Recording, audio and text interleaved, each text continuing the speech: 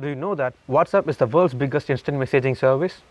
It now has around 2 billion active users around the globe. 1.6 billion users access the app on a monthly basis. 65 billion messages are sent via WhatsApp every day. WhatsApp is available in more than 180 countries and 60 different languages. With 340 million users, India is the biggest market for WhatsApp, and it has its dramatic growth in just 11 years. Mind-blowing, right? I'm G.H. Chandran. This is my first video on my channel Beebles.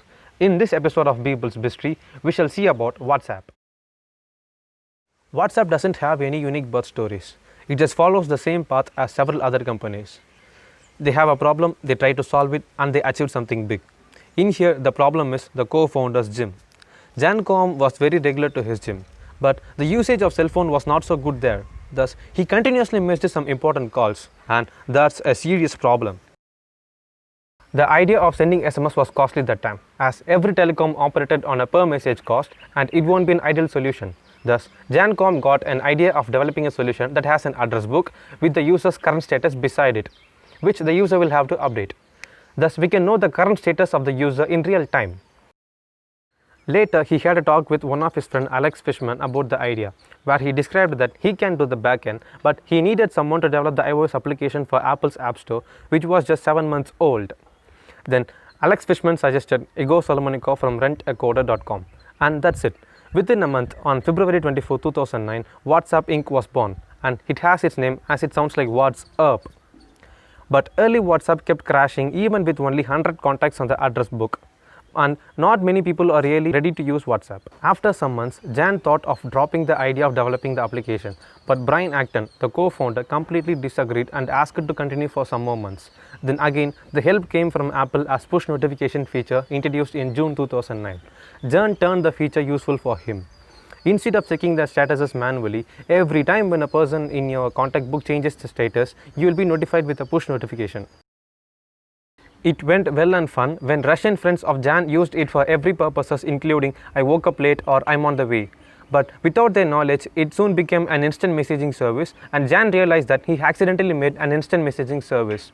But there was BlackBerry's BBM, which was uniquely made for BlackBerry devices, and Google's Gtalk and Skype used login methods, which has separate user account for every user.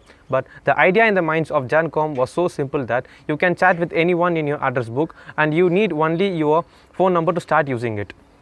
This was a neat idea, and soon later came WhatsApp 2.0 with messaging component as its main ingredient, and boom, it's an instant success with 250,000 active users instantly.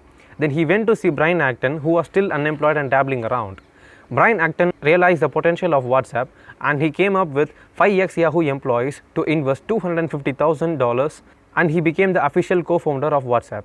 And soon after, WhatsApp began employing to it no address office, stating this to the employee: find the Evernote building, go round the back, find an unmarked door and knock. With Jan and Brian working free for a few months, their major cost comes at sending verification messages to the user. They have approached some SMS brokers. It have costed around 65 cents for a single message.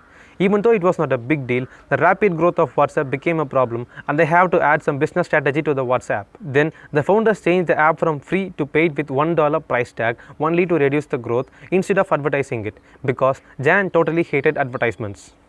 At that time, WhatsApp began getting some revenue of about $5,000 per month. In December 2009, they updated WhatsApp to send free images. As expected, the user growth went rapidly even with the $1 price tag. By this time, a lot of WhatsApp copycats were born with advertisement as its main income. Until now, WhatsApp didn't spend a single penny for marketing.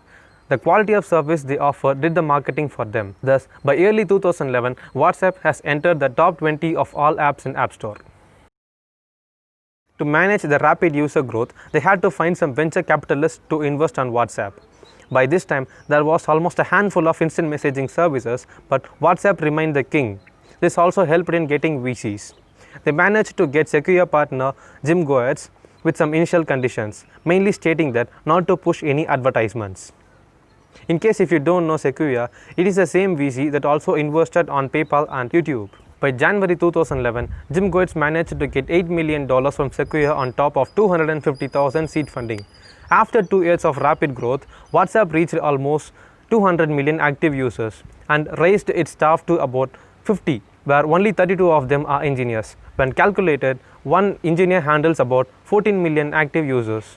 Then WhatsApp decided to have a second funding, thus they have approached for another $50 million. It have raised the value of WhatsApp to about $1.5 billion. So far so good. We have reached the end of the first part of the series. In here, we have seen only the initial stages of WhatsApp. In the upcoming part, we shall see about the Facebook acquisition of WhatsApp, and then the good and bad things happened after the acquisition, and some more little known trivia about the WhatsApp and its founders. Thanks for watching, and throw your valuable feedback as comments.